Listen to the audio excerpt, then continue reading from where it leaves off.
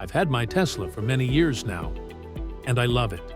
But there is a list of things I wish someone had just sat me down and told me before I drove off the lot. Not deal breakers, but the kind of stuff that would have saved me some confusion, some money, and honestly a few moments of low-key panic where I thought something was seriously wrong with my car, when it was just, a Tesla thing. So here are 13 problems you only find out about after you actually buy one. Number 1. The range display is going to lie to you. When you first get in and see 350 miles on the screen, that number feels amazing. Then you take your first road trip, hop on the highway doing 80, and that number drops way faster than you expected. Here's why. The range estimate is calculated under specific EPA lab conditions that have nothing to do with how most people actually drive. The moment you hit sustained highway speeds, turn on the heat or AC, or go through anything hilly, that estimate starts coming apart.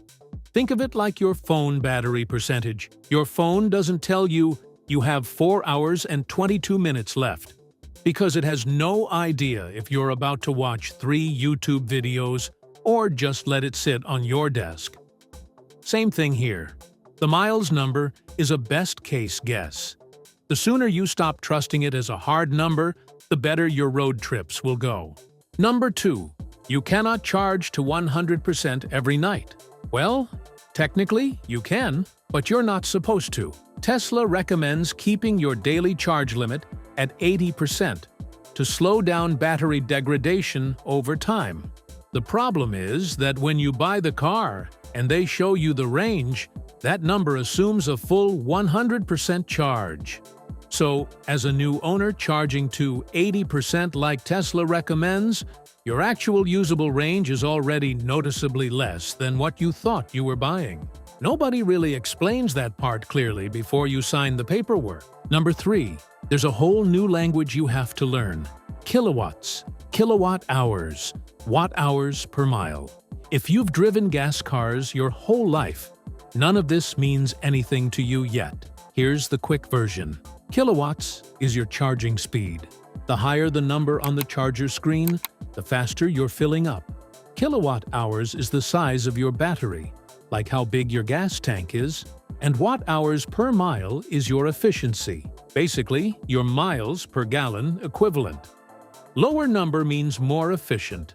You'll get the hang of it faster than you think, but for the first few weeks, expect to feel slightly lost every time someone talks about their car's efficiency numbers.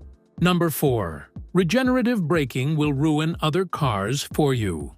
When you lift your foot off the accelerator in a Tesla, the car slows down noticeably on its own. It feels like light braking. After a few weeks, you stop thinking about it, it becomes totally natural, and you barely use the brake pedal for normal driving.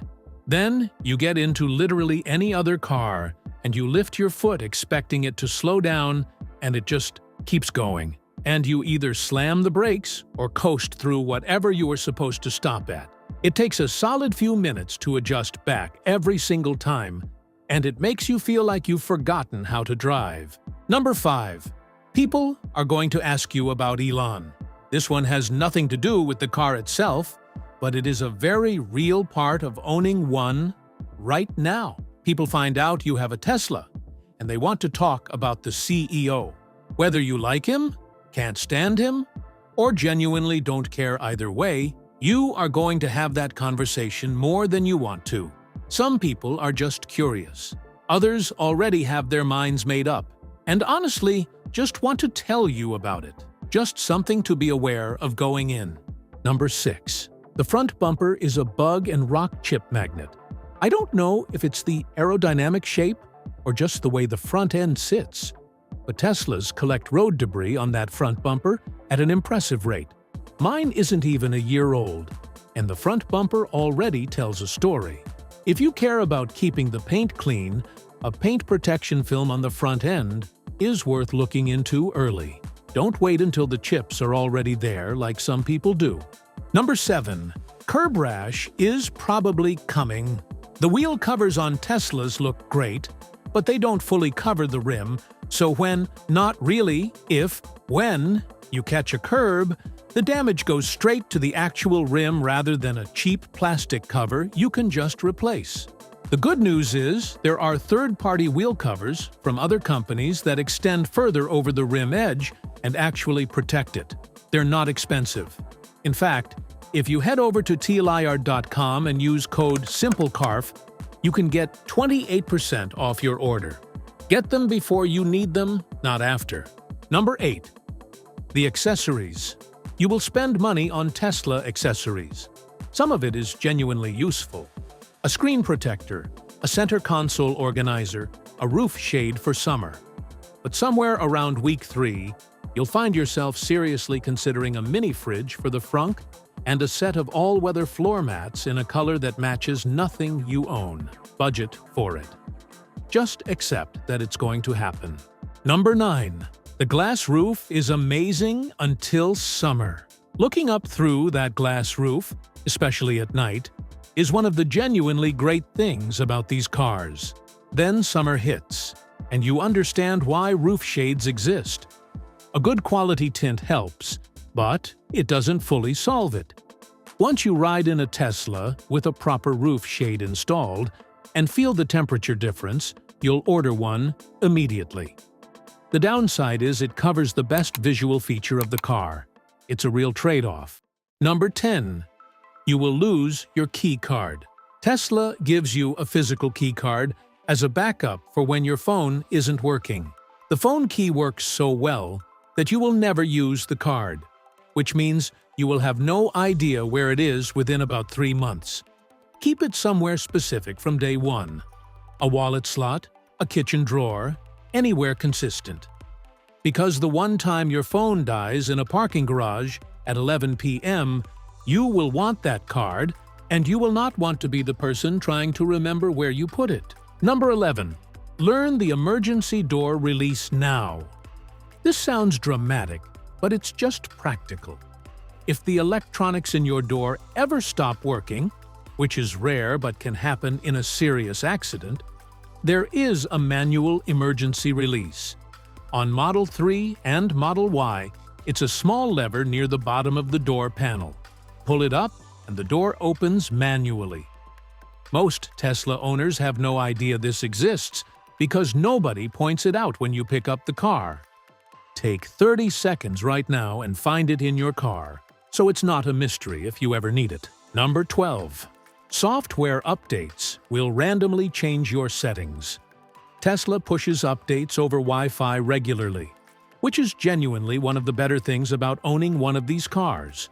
New features show up. Things improve over time. It's great. The annoying part is that updates occasionally reset settings you had configured. Sentry mode turns back on, your charging schedule changes, your regenerative braking preference flips back to default. After any update, spend 2 minutes going through your settings and making sure everything is still where you left it. It saves a lot of confusion. Number 13. Battery degradation will scare you the first time. Tesla batteries are designed to retain around 80% of their capacity after more than 200,000 miles. The data backs that up. But here's what they don't tell new owners. The sharpest drop happens in the first 50,000 miles or so as the battery settles in. So you buy the car, drive it for a few months, run a battery health check, and see that your range has already dropped a noticeable amount. The math in your head starts getting dark pretty quickly. The short version is, don't panic. That early drop is normal, and it slows down dramatically after the first year. The owners who freak out and do something drastic are usually the ones who didn't know it was coming. Now you do. Look, none of these are reasons not to buy one. Every car has its quirks, and Tesla's list just happens to include a few surprises that other manufacturers don't have. Once you know what you're dealing with, most of this stuff becomes totally manageable. Or you just laugh about it with other Tesla owners who've been through the same thing. If you've had your Tesla for a while and there's something I missed, drop it in the comments. Some of the best stuff I've learned about this car came from other owners who just casually mentioned something I had no idea about. If this was helpful, subscribe. New videos every week, all about owning and actually living with these cars. Thanks for watching. Catch you in the next one.